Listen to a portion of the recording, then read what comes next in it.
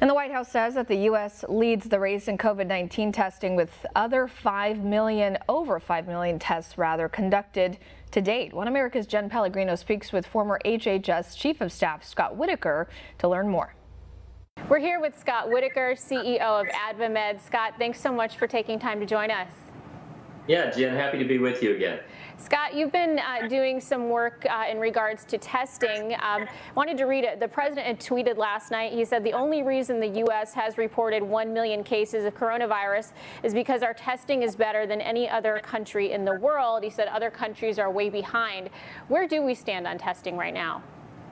So the president's right. We're doing a tremendous job on the testing. We're not where we would like to be, I don't think, collectively as a nation, but we have scaled up dramatically, Jen. If you think back on it, the first test that was approved was on March 12th of this year, just a few weeks ago. And since that time, we've scaled up so much that we've tested over 5 million people, and we're on track to test millions per week going forward. So the progress we've made is quite remarkable. There's more work to be done, there's more tests to do, but we're really pleased where we are as an industry. And there's no question that testing is obviously critical as we do get back to reopening. But there are some people saying, you know what, this virus is so contagious, you can take a test 1 minute and be out in public an hour later and catch it. How do we get around that? What's your reaction to that statement?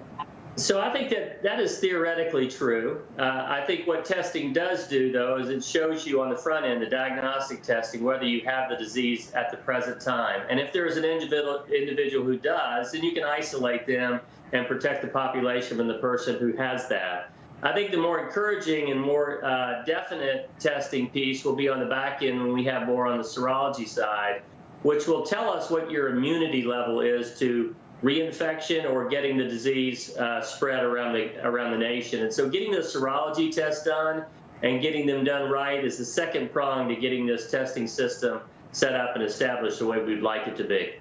And Scott, you've been working closely with the task force, having conversations about testing.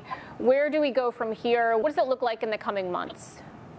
So we're going to continue our work. I think we're working on the short term to scale up a massive amount of tests that are available for hospitals, for labs, for the states to use, the governors to have access to. And then over the longer term, as we're thinking about the fall and we're thinking about next winter, we want to be very prepared to have systems in place so that next year, if it comes back, we're more prepared to test more quickly and scale up at a rapid level. I think, Jen, it's one of the things for us that's been very, very encouraging about working with the White House and this administration is they have empowered the private sector, all the companies in our space, to do the work that needs to be done to get tests into the marketplace. And I think that system has worked well. Even though it was a little slow on the front end with CDC, we've recovered from that, and I think we're the gold standard now around the world for testing.